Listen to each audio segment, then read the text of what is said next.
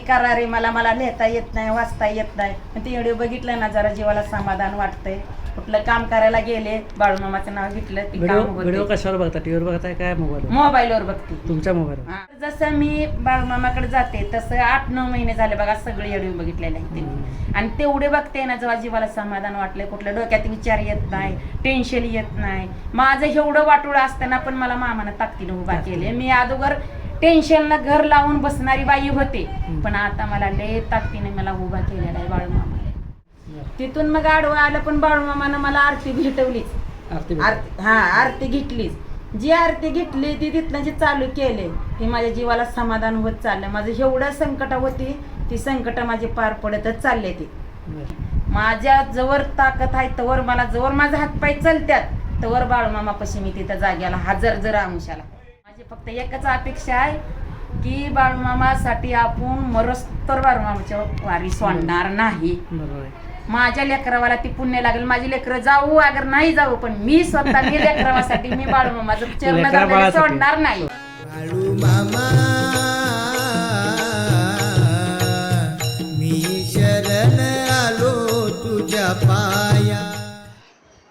तर नमस्कार. जय बाळूमा. बाळूमांच्या नावानं चांग मला, विठ्ठलदेवाच्या नावानं चांग मला, अप्पांच्या नावानं चांग मला, मुले महाराजांच्या नावानं चांग मला, मारिंगरायाच्या नावानं चांग मला, शेळ्यामेंढ्यांच्या नावानं चांग मला, राजावड्याच्या नावानं चांग मला, आई सत्यवाईंच्या नावानं चांग मला, बोला बोला बोला बाळूमांच्या नावानं चांग. कारण मी आता आहे पुण्यामध्ये शेळके वस्तीमध्ये आहे. आणि मित्रांनो, मी इथं छाया सुभाष शिंदे यांच्या घरी आलोय. आणि खरोखर त्यांना भेटून खरंच एक भक्ती काय असते, मामांच्यावरची श्रद्धा काय असते, आणि हे सगळं म्हणजे किती अगदी आपुलकीनं, किती आवडीनं, किती भावभक्तीनं त्या करतात हे समजलं. आणि हे सगळं मी जे काय सांगतोय ते एका वाक्यावरून मी सांगतो. एकच वाक्य त्याने आत्ताच जास्त बोलता बोललं की मी मामांचं खेटं जे आहे, मामांच्याकडे मी अमावस्येचं जे जाणार आहे, अमावस्याला जे जाणार आहे ते मी मोजून करणार नाही. जोपर्यंत मला घडते, माझा श्वास आहे तोपर्यंत करणार. ही गोष्ट आपण त्यांची ओळख करून घेऊया. आपल्या कुटुंबातील सदस्य आहेत. जय बाळूमा. बोला, तुमचे सुरुवात पहिल्यांदा सांगा मला. मामांच्याकडे जायची, मामांची ओळख कशी झाली, मामांच्याकडे जायचं सुचलं कसं, हे कशावरून हे झालं सांग. मला सुचलं म्हणजे माझ्या माहेराकडून कळालं. मला माहेराकडून? माहेराकडून सांगितलं. ती बाया गाड्या करून येत होत्या. मग माझी भाऊजाई म्हणली की तुम्ही चला बाईसाहेब, मी जायचंय बाळूमामाला, चला एक बारा तुमच्या मागटलं काय ना काय हटल. तर मी विचार केला की बरं म्हणलं जाऊ तर जाऊ. मी इकली गेले.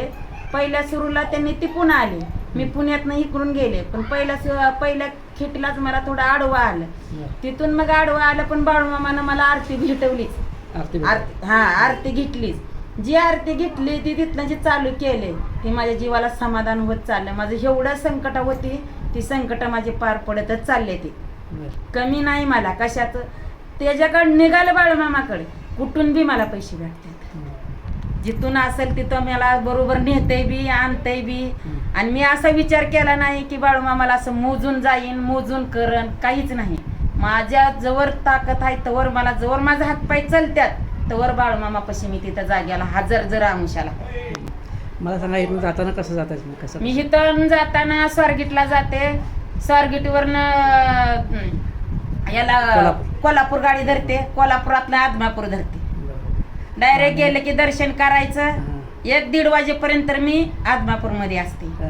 आणि दर्शन केलं की लगेच पुण्याच्याला आपण इथून दर्शन करस तर काही खायचं नाही, प्यायचं नाही, काय नाही. इथून निघाले की फक्त खाली पाणी प्यायचं, निघायचं. तिथं गेलं दर्शन करायचं, हातपाय तोंड धुवायचं, दर्शन करायचं नंबरला उभा राहून, आणि मग जेवण ती सगळं मग परत. आणि त्याच्यानंतर पुन्हा आरतीला उभा राहायचं. पण इथनं जाजूकला काय खायचं नाही बाळूमामासाठी. काय नाही असं व्रत आहे म्हणा. माझी असं म्हणजे माझ्या मनाला वाटतंय की मला शांतता वाटते की आपलं जरा आपण देवासाठी काहीतरी करावं लागेल ना. देवाला बी वाटावं की आपल्यासाठी मोकळ्या पोटाने येते.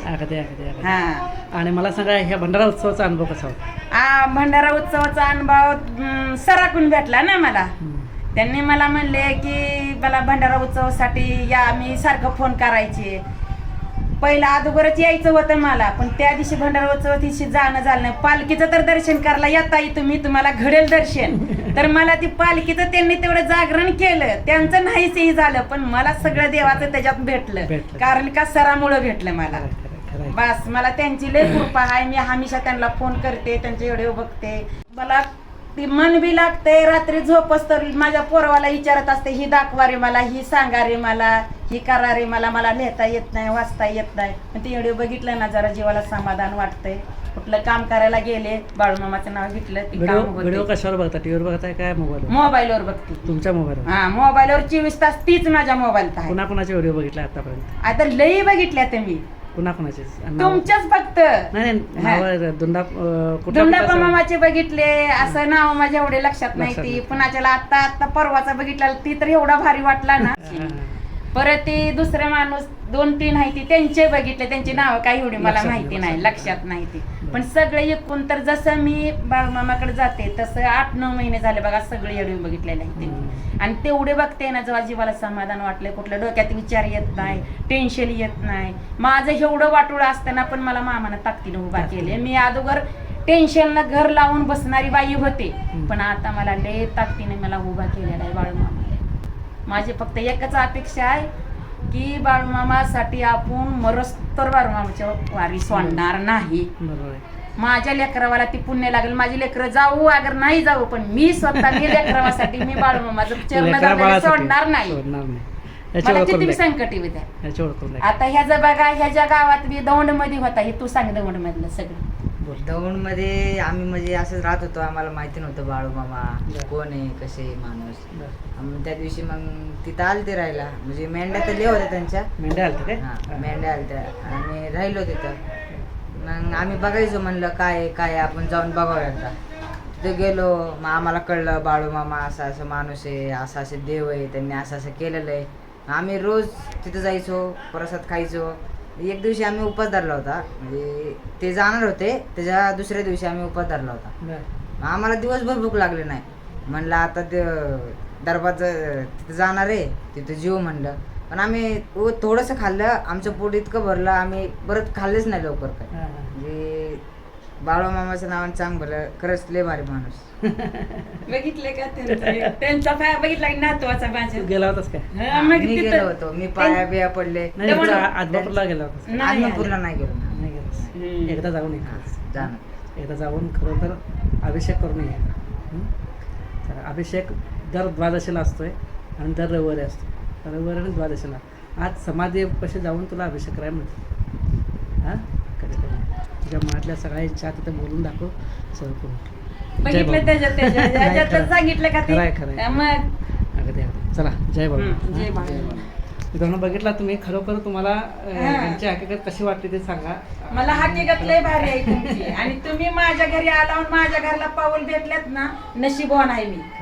लय नशीबवान आहे मी. माझ्या दरवाजाला पाऊल लागलं ना तुमचं, ती लय नशीबवान आहे. तुमच्यासारख्या भक्तांसाठी काहीतरी मला करता येते हे माझं भाग्य समजतं मी. लय नशीबवान आहे. कारण का देवानं मला हे काम दिलेलं आहे की बाबा सगळ्यांच्या आयुष्यात अगदी चांगलं करत जायचं. सगळ्यांच्या आयुष्यात करायला माझ्यापाशी यायला लय नशीब, लय भाग्यवंत मी आज झाले. आणि मी लय खुश मध्ये आहे आज. लय म्हणजे आनंदात आहे की माझं सगळ्यावर संकट गेलेलं आहे. बाळूमामाच्या नावानं चांग मामा